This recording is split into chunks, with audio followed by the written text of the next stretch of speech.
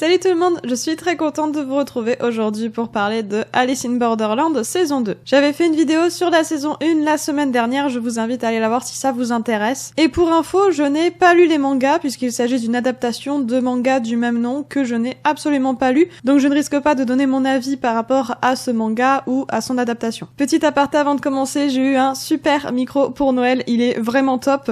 J'ai commencé à le configurer mais il se peut que j'ai oublié quelques petits paramètres, donc j'essaierai de résoudre ça pour les prochaines vidéos. Et c'est tout à fait normal du coup si vous voyez une différence de son entre les vidéos précédentes et les nouvelles du coup. Et je suis super trop contente d'avoir ce nouveau micro qui est juste génial. Mais retournons sur Alice in Borderland saison 2 puisque c'est pour ça que nous sommes ici aujourd'hui, c'est ça qui nous intéresse. Dans cette vidéo, il y aura une partie avec spoiler, je vous préviendrai quand cette partie commencera et du coup on commence tout de suite avec la partie sans spoiler. Déjà il faut savoir que j'ai adoré la saison 1 et que j'avais hâte de voir la saison 2, surtout qu'en plus cette fameuse saison 1 je l'ai vue il y a vraiment pas longtemps puisque je ne connaissais pas cette série il y a encore quelques semaines. J'en avais entendu parler mais elle ne m'intéressait pas en fait tout simplement, mais du coup voilà j'avais hâte de regarder cette saison 2. Autant la saison 1 n'était pas un coup de cœur mais pas loin on va dire puisque j'ai vraiment apprécié mon visionnage, autant pour cette saison 2 j'ai envie de dire que c'est un coup de cœur. Déjà la saison 2 est un peu plus gore que la saison 1 et il y a énormément d'action. Et ce qui change aussi un peu c'est qu'on ne suit pas Arisu à tous les épisodes, on a parfois des épisodes entiers ou une grande partie d'épisodes où on suit d'autres personnages. Et je trouve ça super intéressant et super bien puisqu'on a du coup d'autres points de vue et on peut du coup suivre d'autres personnages et faire une pause avec Arisu.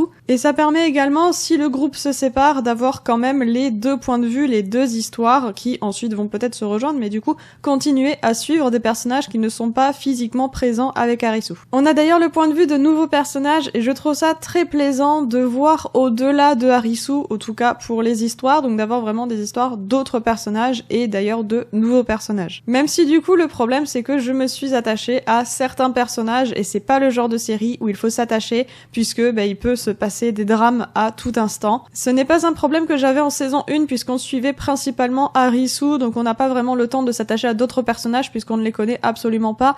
Là en saison 2, du coup c'est pas le cas, donc je me suis attachée et j'étais du coup un peu triste par moments non, par moments j'étais même contente pour certains personnages, mais c'est le genre de série aussi qui joue avec les nerfs de ses spectateurs en justement leur donnant l'opportunité de s'attacher à certains personnages. Bien sûr dans cette série tout tourne autour des jeux et dans cette saison 2 je trouve qu'ils sont beaucoup plus sophistiqués que précédemment et c'est vraiment un point que j'attendais pour cette saison 2, pour moi tout reposait là-dessus. Si les jeux n'étaient pas assez sophistiqués ou étaient on va dire du même niveau que les jeux précédents, ça n'allait pas me plaire et là pour le coup c'est un défi totalement réussi pour cette série puisque les jeux sont dingues dans cette saison 2. Mais on va passer tout de suite à la partie avec spoiler, comme ça on pourra en parler un peu plus librement. Donc si vous n'avez pas vu cette saison 2 de Alice in Borderland, je vous invite vraiment à aller la voir, surtout si vous avez apprécié la saison 1, vraiment foncez pour cette saison 2. Je le rappelle mais pour moi c'est une série coup de cœur, j'ai vraiment apprécié cette saison 2 et on passe tout de suite à la partie avec spoiler. Concernant les jeux, j'ai bien aimé les deux premiers, donc c'est-à-dire le Roi de Trèfle et le Valet de Cœur. Le Roi de Trèfle permet vraiment de montrer que les jeux ont évolué et qu'ils sont beaucoup plus sophistiqués. Et le Valet de Cœur joue vraiment sur la confiance entre les joueurs, mais aussi sur la trahison. Et il montre également toute l'intelligence de Chishiya. Donc Chishiya, c'est vraiment un personnage que j'adore avec Quina. C'est les deux, c'est pour moi mes deux personnages préférés. J'adore comment Chishiya est totalement impassible. Le caractère qu'il a, le mental qu'il a, il ne montre absolument rien. Du coup, ça en fait un personnage que j'adore. Quina également, elle, à un autre niveau, ils sont pour moi badass tous les deux. Bref, tout ça pour dire que les deux premiers jeux sont super bien réalisés, ils sont très sophistiqués et on voit vraiment qu'on a monté d'un niveau et que du coup cette saison va être beaucoup plus dure que les jeux du coup de la saison 1. J'aime beaucoup que le Roi de Pique soit un jeu fil rouge, donc on l'a du début à la fin et du coup les personnages peuvent choisir s'ils veulent rester affronter le Roi de Pique ou changer de jeu. C'est totalement d'ailleurs le choix d'Arisu et de son groupe puisqu'ils ils vont fuir ce roi de pique pour ensuite aller l'affronter dans les derniers épisodes. Et d'ailleurs, ce roi de pique est super dur à vaincre, il est limite invincible. Et vous le savez peut-être, mais moi ce que je déteste vraiment dans les séries ou même dans les films ou dans tout ce que vous voulez, ce sont les balles illimitées. Et ce roi de pique a balles illimitées pendant une très très grande partie de la saison, et ça c'est quelque chose qui m'énerve un peu. Pour moi c'est peut-être le point négatif de cette saison, le petit point négatif puisque ce n'est qu'un détail. Mais bon, ce roi de pique du coup est vraiment horrible et cet épisode 7 est juste un enfer. Alors d'un côté cet épisode est génial, mais d'un autre côté, comme tout le monde meurt ou du moins est mortellement blessé, bah ça en fait un épisode qui est quand même assez horrible. J'étais plutôt triste pour mes deux personnages préférés du coup qui ont été mortellement blessés.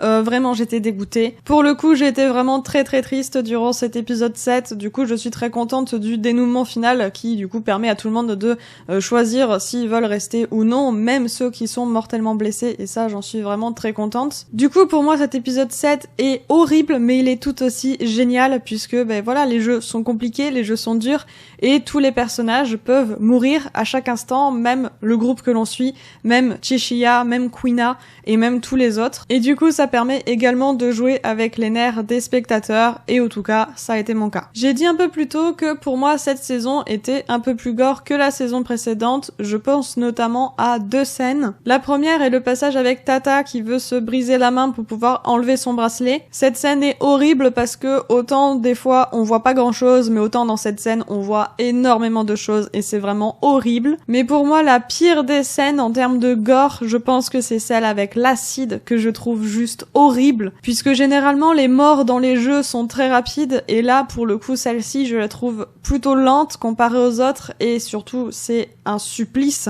Après je trouve qu'il y a un certain équilibre avec les scènes gore, donc des fois on voit tout, des fois on ne voit pas, c'est caché. Je trouve que c'est assez bien nuancé, en tout cas c'est mon avis, puisque je n'ai pas ressenti de moments où j'étais vraiment très mal d'avoir vu trop de scènes gore, ou au contraire des moments où j'étais plutôt sereine parce que on ne voit pas et tout est caché. Bien sûr on va parler de l'affrontement avec la Dame de Cœur, donc Mira. Autant le jeu en lui-même je n'ai pas vraiment d'avis, les règles sont plutôt simples même si le jeu ne l'est pas. D'ailleurs ça me fait rebondir sur certaines règles de jeu que j'ai eu beaucoup de mal à comprendre, notamment pour le jeu du Roi de Trèfle que je trouve génial, mais les règles sont plutôt compliquées, en tout cas quand il les explique, au bout d'un moment j'ai un peu décroché, et j'avais l'impression d'ailleurs que les joueurs avaient peut-être un peu de mal aussi à assimiler ces règles, donc ça m'a rassurée dans un sens, puisque toutes les règles sont importantes, mais comme il y en a beaucoup, il faut pas en oublier, toutes ces règles sont à utiliser, et sont d'ailleurs mises en place dans les jeux, mais après assez rapidement, dès le début des jeux, j'ai compris tout de suite les règles, puisqu'elles sont quand même mises en place et expliquées,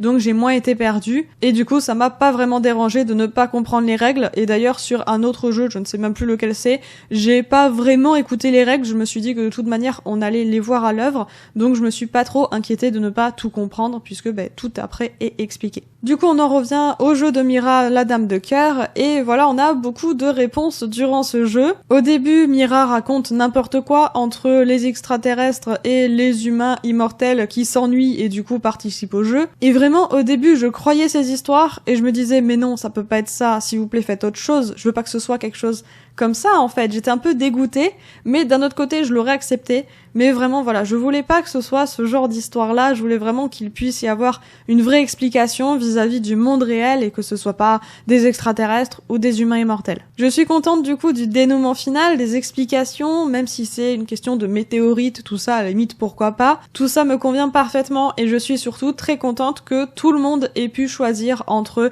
rester et du coup devenir citoyen et quitter ce monde bizarre et retourner dans leur monde d'origine. Par contre, je ne m'attendais pas à ce que autant de personnes survivent, puisque même Anne, au final, survit, alors que pour moi, elle était déjà morte, mais pourquoi pas, et puis au final, je suis quand même contente pour chaque personnage, même si je m'attendais à un peu moins de survivants. Mais par contre, du coup, j'ai plein de questions pour une potentielle suite, alors rien n'a été dit sur une saison 3, je n'ai pas vu d'informations pour une saison 3, ni d'informations qui dit que la saison 2 serait la dernière, je n'ai pas réussi à trouver d'infos. Du coup, je me dis que tout est possible, même si pour moi il faudrait s'arrêter maintenant, il ne faudrait pas de saison 3, puisque il y a trop de séries en fait qui sont renouvelées parce qu'elles ont du succès, et plus elles sont renouvelées, plus ça part dans du n'importe quoi. Pour moi, voilà, il est temps de s'arrêter, c'était une très bonne série, mais honnêtement, j'ai quand même envie de voir une suite, voilà, je suis un peu entre les deux, mais voilà, pour moi il ne faudrait pas une saison 3. Et même si j'ai plein de questions, il y en a surtout une qui m'intrigue beaucoup, c'est que les joueurs qui sont retournés dans le monde réel, on les a vus, ils ont été cliniquement morts pendant 1 minute, puis sont revenus à la vie. Voilà, ce sont les survivants, ils sont retournés dans leur monde. Et du coup, je me demande, est-ce que les citoyens sont morts ou non dans la vie réelle? puisque on voit deux personnages donc décider de rester et de devenir citoyens. Pour autant, dans la vie réelle, je n'ai pas vu leur corps. Alors j'ai peut-être pas bien fait attention, mais je n'ai pas vu leur corps. Du coup, comme on ne les voit pas, pour moi ça laisse un doute sur leur mort. Voilà, ce n'est qu'un détail, mais c'est une question que je me posais. Et bien sûr, pour terminer, on va parler de la toute dernière scène, donc avec les cartes sur la table qui s'envolent et la dernière carte, la carte Joker, qui reste sur la table, bien visible. Ça crée une atmosphère totalement malsaine, mais en même temps qui est géniale. Comme si les jeux n'étaient pas terminés, même dans le monde réel, puisqu'il reste encore une carte. Mais du coup, ça crée une conclusion plutôt jolie pour cette saison 2, mais aussi pour cette série en général, même si ça laisse entrevoir une perspective pour la saison 3. Voilà, cette vidéo est maintenant terminée. Comme d'habitude, n'hésitez pas à me dire en commentaire ce que vous avez pensé de cette saison 2 et également si vous souhaitez ou non voir une saison 3, donc qu'il y ait une suite à cette série. N'hésitez pas non plus à mettre un petit pouce bleu si cette vidéo vous a plu, ça aide énormément la chaîne à vous abonner et sur ce je vous dis à bientôt pour une prochaine vidéo. Ciao!